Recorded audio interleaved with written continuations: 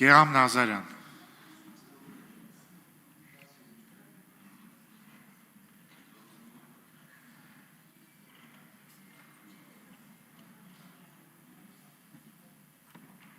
Այս գեղեցիկ ծաղիկներից հետո դժվար է, այո, ինչ-որ հարցադրումներ անել,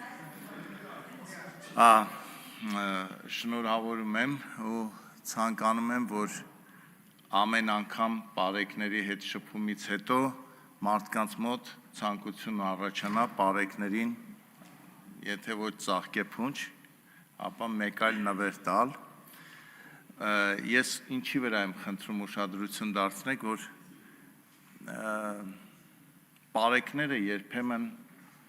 ավելի դաժան տեսքով են նայում ավտոմեքենան վարողին,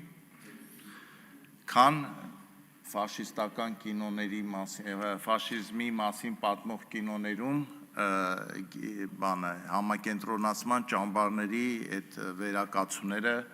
նայում էին այդ գերիներին։ Երբ որ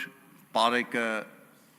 մեքենան կանգնած վիճակում մոտենում է ու սկսում է հարց ու փորձ անել, թե ինչ խախտում կա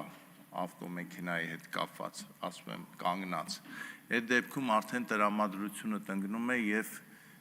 մոռանում ես բոլոր այն դրական գործերը, որ պարեկային ծառայությունը արել է, իսկ իրականում արել է, շատ է արել և շատ բան է փոխել, հատկապես մարզերում, հատկապես արդեն շատ հազվադեպ կտեսնենք հարբած վիճակում մեքենա վարող մարդու, իսկ դա առաջ շատ էր և շատերն էլ բողոքում էին, ասում էին ոնց մենք մեր գյուղում չենք կարա հարբած ավտոմեքենա քշել, դա արդեն վերացել է, բայց ես խնդրում եմ մի հարցի էլ ուշադրություն դարձնեք, երեկ էր մի տհաճ միջադեպ եղավ Երևանում ավտոբուսի վարորդի հետ կապված, ես կխնդրեի մշակել մի այնպիսի մեխանիզմ, որ վարորդը մի